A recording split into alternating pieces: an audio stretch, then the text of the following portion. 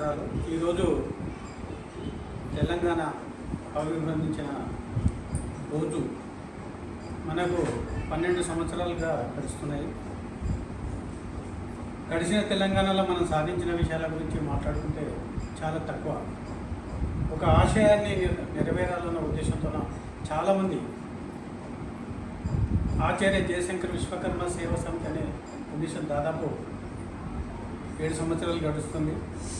మరి కార్యక్రమాలలో కూడా అన్ని కార్యక్రమాలు విజయవంతంగా చేయాలన్న ఉద్దేశంతో అందరినీ ఉద్యమకారులను గుర్తించాలి. ఎందుకంటే కష్టపడితేనే ఈరోజు తెలంగాణ రావడం జరిగింది. చాలామంది కష్టాలని ఈరోజు రాజకీయ నాయకులు తొక్కి పెడుతున్నారు. ఈరోజు ఆయన ఆశించిన తెలంగాణ రాలేదు. ఈరోజు జయశంకర్ సార్ ఆశించిన తెలంగాణ రాలేదు అన్నది సత్యం ఇది. ఎందుకంటే రేపు ఏం జరుగుతుందో తెలియదు, ఈరోజు ఏం జరుగుతుందో తెలియదు.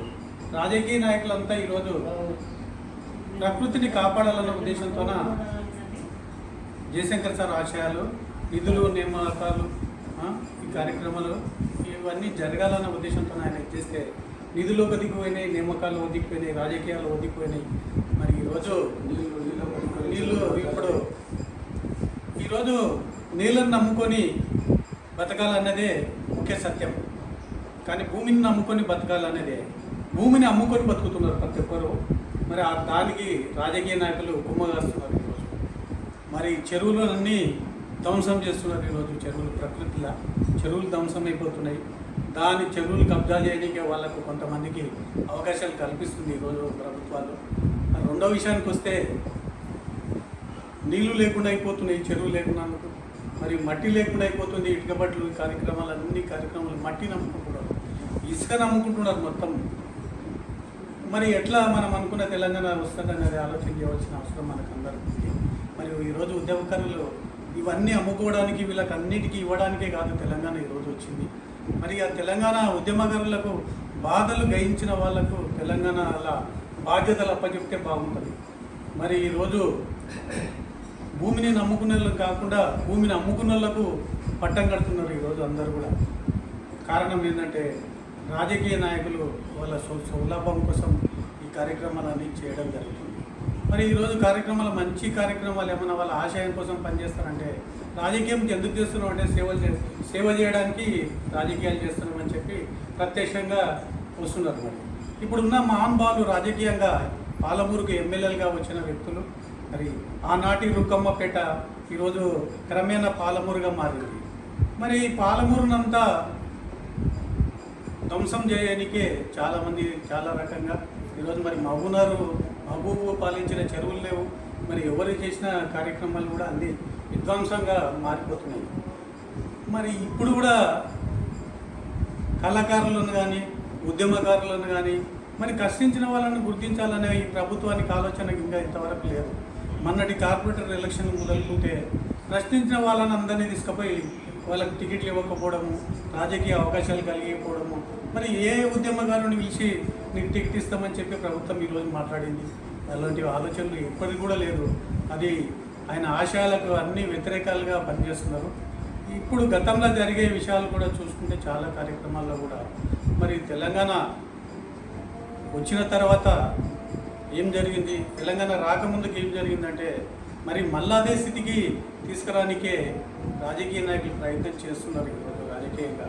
మరి దాన్ని కూడా అందరూ కూడా ఆలోచన చేసుకుని ఈరోజు ఉద్యమకారులంతా మళ్ళీ ఉద్యమం చేయవలసిన అవసరం ఎంతైనా ఉందని జయశంకర్ సార్ గారు అప్పుడే సెలవునిచ్చారు. ఎందుకంటే వచ్చిన తెలంగాణ దొంగల చేతులకు పోకుండా మనం మార్చుకోవాల్సిన అవసరం వచ్చినప్పుడు మళ్ళీ తెలంగాణ ఉద్యమం స్టార్ట్ అవుతుంది. ఇప్పుడు కూడా ప్రశ్నించిన వారిని తీసుకుపోయి పోలీస్ కేసులు పెట్టాలనే ఆలోచనలు నడుస్తున్నాయి రాజకీయ నాయకులై. కాబట్టి ఇవన్నిటిని ఆలోచించేసి చెరువుల మీద, ఇసుక మీద, మాఫియా మీద మద్దతు ప్రకటిస్తున్నారు. ఇవంతా ప్రకృతిని విధ్వంసం చేసి ఈరోజు చెప్పాలంటే ఇదే తిమ్మసానపల్లి విలేజ్లో వాటర్ అనేది ఎప్పుడు కూడా వాటర్ కొరత లేదు, మరి పంటలకు కానీ కొరత లేదు. మరి అటువంటి దాన్ని ఈరోజు అన్ని విధ్వంసం చేసి చెరువులన్నీ ఇచ్చేసుకున్నారు. 6 చెరువులను ఇప్పుడు విధ్వంసం చేసేసారు రాజకీయంగా వచ్చినాక. మరి ఈరోజు గత జరిగిన కొంతమంది నాయకులంతా రకరకాలుగా ఇబ్బందులు పెట్టి రకరకాలుగా జరిగినాయి. మనమందరం కూడా మళ్ళీ ఉద్యమానికి ఏకం కావాల్సిన అవసరం ఎంతైనా ఉంది. మన హక్కును మనం ప్రశ్నించుకోవాలి. మనం కష్టపడిన తెలంగాణకు ద్రోహం చేసే వాళ్ళని ఎవరిని కూడా వదిలిపెట్టకుండా వెంబడించాలని చెప్పి మీ అందరినీ ఈ సందర్భంగా మీ అందరినీ కోరుకుంటూ, మరి ఒక విషయానికి వస్తే స్వచ్ఛంద కార్యక్రమాలు చేయాలంటే చాలా మనసు ఉండాలి. మరి ఆ కార్యక్రమాలు దాదాపు కరోనా కంటే ముందు నుండి కూడా కార్యక్రమాలు ఏర్పాటు చేస్తున్నాం మనమంతా. ఇంకా ముందు అవకాశాలను బట్టి ఇంకా అందరి తోడ్పడి ఇప్పుడే సికందర్ గారు వాళ్ళు చెప్పడం జరిగింది. మరి ఆ కార్యక్రమాల్లో కూడా ఇంకా పిలుస్తాం. వీటిలను చాలా కార్యక్రమాలు చేద్దాం మన వంతు.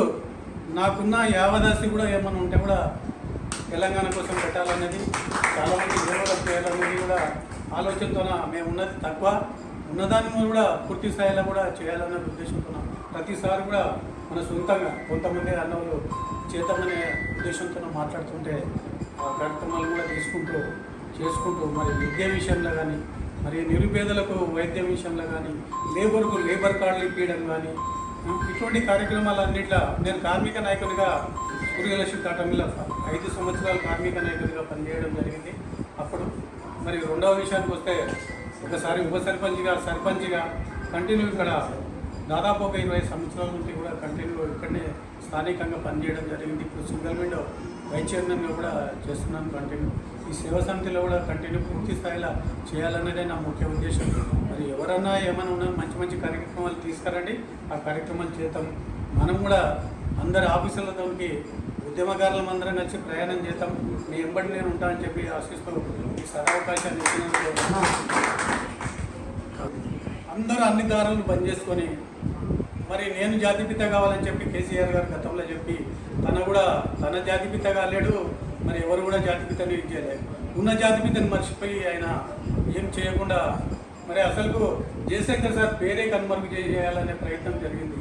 ఆ తరుణంలో మేమంతా ఆచార్య జయశంకర్ విశ్వకర్మ సేవా సమితి అని ఏర్పాటు చేసి మరి జయశంకర్ సార్ పేరు మీద కార్యక్రమాలు చేసి మరి శ్రీకాంతాచారి గురించి కూడా వాళ్ళతో మాట్లాడుతున్నాం. మరి ఈరోజు కవితమ్మ ఇప్పుడే ఇంతకుముందు కూడా గతంలో ఇప్పుడు కూడా సోషల్ మీడియాలో ఇంతకుముందు కూడా రావడం జరిగింది.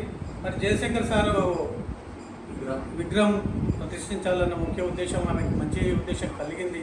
అక్కడ కూడా 4 ఎకరాలు వందనవనం 5 ఎకరాలు చేయాలన్న ఉద్దేశంతో కలిగింది. కాబట్టి ఆమె కూడా మేము త్వరలోనే ఈ సందర్భంగా కృతజ్ఞతలు తెలియజేసుకుంటూ, మరి ఇటువంటి మంచి ఆలోచనలు మరి జాగృతి అధ్యక్షురాలకు రావడం అనేది మంచి ఆలోచన.